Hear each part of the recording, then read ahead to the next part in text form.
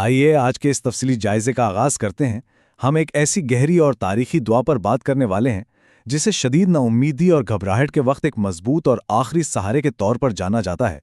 تاریخ کے اوراق میں ایسی بے شمار کہانیاں موجود ہیں جو انسانی بقا کے حیرت انگیز پہلوؤں کو اجاگر کرتی ہیں، لیکن آج جن ذرائع کو ہم سمجھنے کی کوشش کر رہے ہیں ان میں موجود واقعہ اپنے اندر ایک کمال کی رہنمائی رکھتا ہے۔ ذرا سوچئے، جب ہر طرف سے امید دم توڑ رہی ہو تو کیا ہوتا ہے؟ زندگی میں اکثر ایسے لمحات آ ہی جاتے ہیں جب انسان خود کو ایسے حالات کے سامنے بالکل بے بس پاتا ہے جن پر قابو پانا بظاہر ناممکن لگ رہا ہوتا ہے۔ اور سچ تو یہ ہے کہ انسانی تاریخ کے ہر دور میں ہر کسی کو کبھی نہ کبھی اس کیفیت کا سامنا کرنا پڑا ہے، لیکن مایوسی کے اس انتہائی مقام پر بھی جب لگتا ہے کہ تمام دروازے بند ہو چکے ہیں تو کوئی نہ کوئی راستہ، روشنی کی کوئی نہ کوئی کرن ضرور موجود ہوتی ہے۔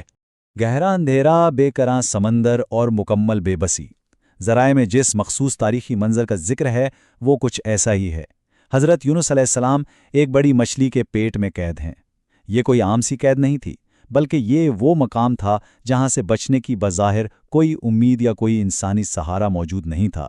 ذرا تصور کریں، ہر طرف صرف اور صرف تاریکی، سمندر کی گہرائیوں کا شدید دباؤ اور ایک خوفناک خاموشی۔ لیکن یہ منظر ہمیں ایک بہت بڑی حقیقت بتاتا ہے کہ انسان چاہے کیسی ہی تنہائی اور اندھیرے میں کیوں نہ پھنس جائے، وہ کبھی مکمل طور پر اکیلا نہیں ہوتا۔ اب جو بات سب سے زیادہ دلچسپ ہے وہ یہ مستند ترین بنیاد ہے۔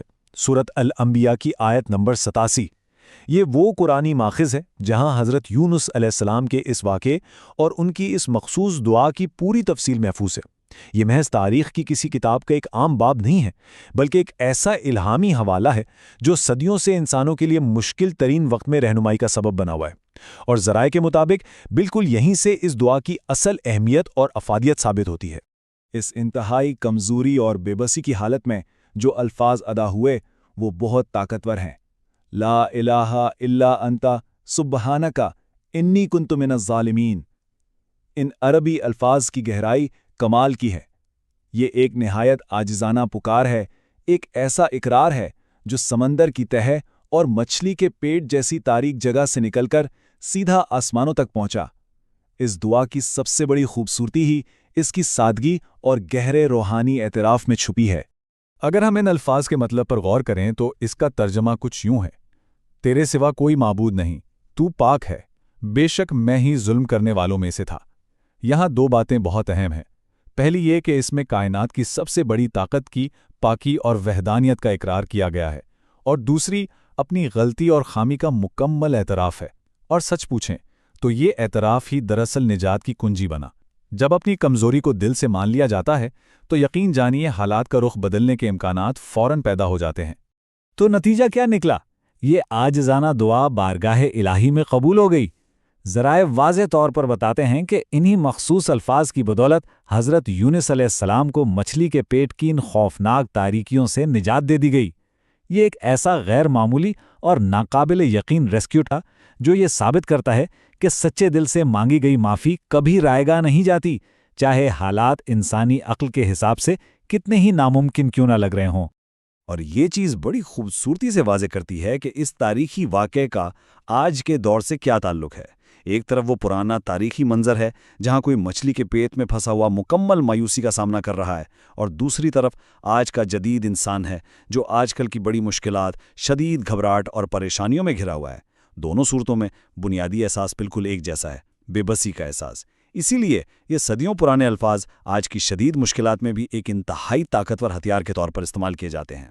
ذرائع کے مطابق جب بھی کوئی بڑی مشکل آ جائے، شدید گھبراہٹ طاری ہو جائے یا پریشانی اس قدر بڑھ جائے کہ کوئی ظاہری راستہ نظر نہ آئے تو اس دعا کا سہارا لیا جاتا ہے۔ یہ بات سمجھنا بہت ضروری ہے کہ مشکل کشائی کے لیے جو طریقہ کار تاریخ کے ایک کٹھن ترین موڑ پر اپنایا گیا اور جس نے کمال کا کام کیا، بالکل اسی کو بنیاد بنا کر آج بھی قلبی سکون اور رہنمائی حاصل کی جا سکتی ہے۔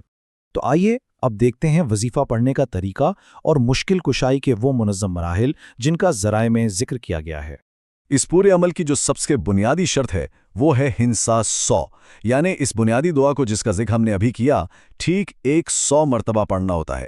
ये तिकरार दरअसल ध्यान को मरकूज करने, उलझनों को जहन से निकालने और दिल में आजिज़ी की कैफियत को गहरा करने में ज़बरदस्त मदद देती है। ये एक तरह की रूहानी मश्क है जो इंसान को ज़हनी तौर पर बिल्कुल यकसू कर देती है। आइए देखते हैं कि ये सिलसिला दरअसल कैसे तरतीब पाता है। ये अमल बिल्कुल सादा और वाज़ेह है। सबसे पहले दुरूद शरीफ पढ़ा जाता है, जिसे ताक अदद में यानी 3, 7 या 11 मरतबा पढ़ने की तजवीज़ दी गई है। इसके बाद वो बुनियादी दुआ यानी आयत करीमा 100 मरतबा पढ़ी जाती है। इसके फ़ौरन बाद दोबारा दुरूद शरीफ पढ़ा जाता है और इस पूरे मुनज़्ज़म अमल का इख्तिताम एक सच्ची दिल से निकली हुई दुआ पर होता है। ये एक मुकम्मल रूहानी पैकेज है जो इंसान को हर तरह की घबराहट से निकालने के लिए तरतीब दिया गया है। इन तमाम हक़ाइक़ और इस मुनज़्ज़म अमल को जानने के बाद अब इस हतमी और गहरे सवाल पर गौर किया जाना चाहिए।